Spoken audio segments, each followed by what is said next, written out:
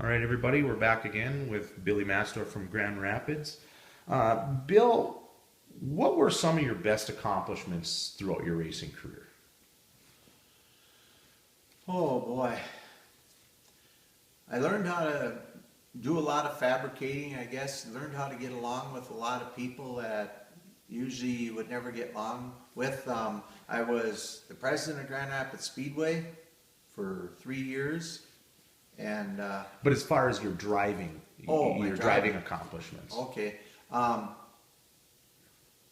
I guess I learned to use my right foot more than anything else and use the brake pedal a little bit. And that helps Yep. for better finishes. No, Better finishes, yeah. you got second at the Wazota 100 one Yes, year? I did.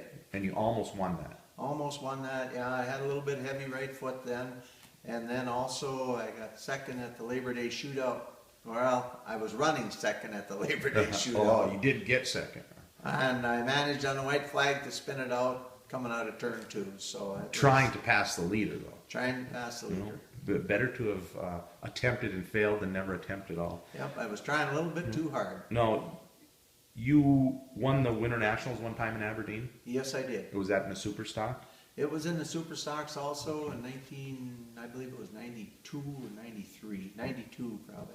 Okay. And we had to make 2 trips out there, quite a haul, but we won the heat race, won the pole sitters race, and we were sitting on a pole for $1,000 to win, so we went back the second week to win it. Why did you have to go back? Rained out. Oh, okay, so it rained out before the We feature. had to rain out before the feature, so we had to go back for the second round or stay home. So, Well, when you're sitting on the pole, it's tough not to go back. yep. So you won several point championships throughout your career, I would assume. Yes, I At have. like all the local tracks. Yep. What all tracks did you race at regularly? Actually, I raced Bemidji, Grand Rapids, and Hibbing the most regular. And I also picked away at Proctor a little bit, Superior, a little bit at Ashland, Brainerd some. I mean, Ogilvy, I was only there a little bit with my Midwest mod because that wasn't going when I had my Super or my A mod yet. So, and I also did a bunch at Cedar Lake. So they also started way earlier than we did up here because they didn't have snow and we did.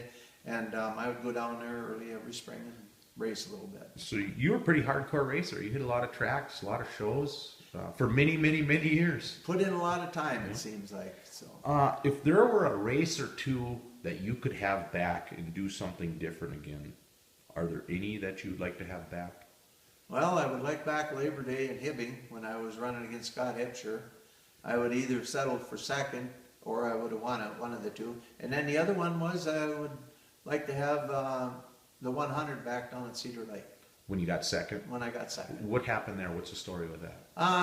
I just got too heavy on the gas pedal and burnt the right rear tire off the car is what I did. So, And you were leading that and actually swapping the lead? yep, we'd had restarts in that with Pat Dorr and Harry Hansen, or Kerry Hansen, excuse me, the number 4. So, Yeah, the Chrysler yeah, powered super. the Chrysler powered guy. Who, So, who went on to win that race? Pat Dorr won it. And then you ended up second, of Yep, course. and I went up second. So. Yeah, that would be nice to have that back. But it's Sure. it's better being the bridesmaid, I guess, and not finishing it all like I did in Hibbing. So, Yeah, you'll take that, right? yeah. Okay, other than driving now, you've been involved in racing. You said you were the president over in Grand Rapids at the Yep. West Range Racing Association. I was president over there for 3 years, and I'd been on the board previously also, so I kind of had a little bit of a knowledge from the inside out, I guess. When you step up to be president, there's a lot more there than people realize. Everybody should have to be president or work on the racing association one time to see how much time they really have to donate. To get an appreciation for To it. see how thick your skin is, put it that way, Okay, because you have to put up with a lot and nobody appreciates it. So, what did you come away with then as being a president? Well, when I got done there, I had a whole different attitude going to all the other tracks. You don't start giving anybody any heck about how dusty their track is, how rough their track is, or anything. It's just something that comes with a racetrack. Might have been bad weather. Who knows what was going on that the track wound up the way it was. Maybe the water truck broke down. or maybe they just wanted to put a lot of water on it to satisfy the crowd, you know. So, Or as far as the prices of admission or the prices of food, the tracks are just trying to keep the doors open. the tracks are actually trying to keep the lights on. They got insurance to pay, they got advertisement to pay, they got all kinds of stuff to do. And the crowd don't realize how much expense it is just to get the gates open for a night's race when they get everything there. Regardless of buying all the stuff for the concession stands, it's getting people all lined up to work for you. People want to be paid nowadays, they don't want to work for nothing. So it's a ton of work, and most of the work is being done for free just to help the sport. yep, just to help everybody out, you know. And the last thing you need is somebody complaining about it to you when you're in that position. About how you're running the program or whatever, you know. Okay. Other than that, then you did some flagging for a while too. Yeah, I was a flagman in Grand Rapids, and I learned a lot about that whole deal too. You just kind of got to have a lot thicker skin than when you want to. The drivers like to come and give you a bad time afterwards. Wonder, this was when the flag stand was still down in the infield. You weren't up in the grandstand where they couldn't get at you. So the minute the races were over, the guys were kind of lined up behind you, waiting to get in line to tell you what you did wrong. They all want a piece of you after. They all know what's right and what's wrong. But at the end of the day, the program goes on and everybody gets to race, and They come back next week, you know, they tell you they're going to quit, they aren't coming back again. But people that are racers will always be racers. Put it that and that's way. what we're here for, is the racing, I Yep. guess. Who all has helped you out throughout your career, as far as like pitmen or sponsors or friends? Or Okay. Actually, I've had quite a few people over the years. Some of them stick around, but you got to kind of dedicate your time to it or whatever. Biggest ones over the years have been Kevin Nix. He stuck with me for like 14 years.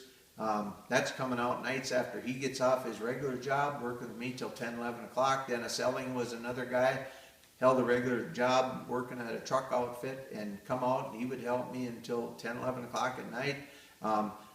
Bud and Barb Oberg and their boys, Todd and Mark, were big help to me over the years. they also sponsored you as well. Sponsored me as well. They as were coming green and again helping lawn on the service. car and everything else. Are there any other sponsors that helped you throughout your career that were good sponsors? Or?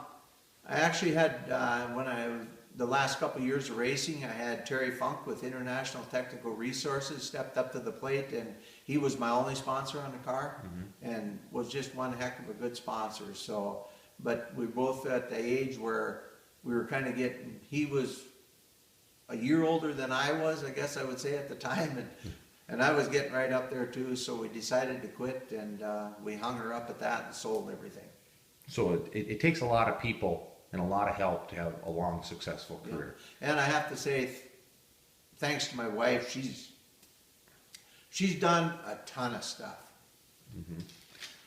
Oh, and I almost forgot to mention that the Matzdorf name is quite the family of racers. There's been Matzdorfs involved in racing since forever in the record books. It seems Well, Matzdorf's probably planted a grass seed that the racetracks are at now, because we started in 1953, my uncle did, and I was going after that. My dad was going, my brother, my kid, my daughter, nephews. I mean, I've had a ton of people or relatives that have raced with me and stuff like that even, and I finally quit in 2014, and now I got a hot shoe son-in-law by Kevin Burdick that's racing. and he does a whale of a job out there. And he keeps us busy in the pit, so that's the main thing.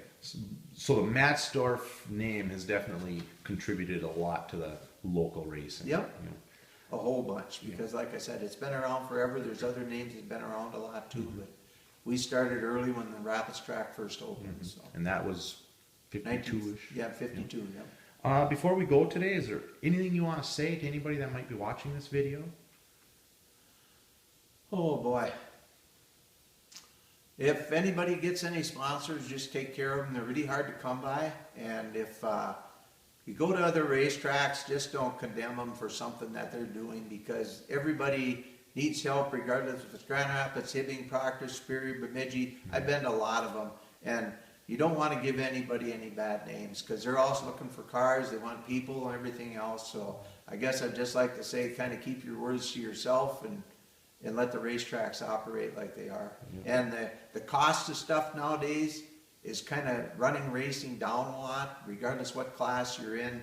It's really getting expensive out there, and that was part of the reason that I quit too, because I retired and just figured I couldn't afford it anymore. So, But just get out there and get to the races if you still have the love for it, Yep. and help support the sport. help support the thing. Okay. So, All right, Bill. Well, it is great having you over here today for this interview. I really appreciate it. It's nice to Okay. see you again. yeah. And hopefully everything works out for you in the future, and we'll talk to you at the track. Okay. Thank you very much, Mark. Thank you.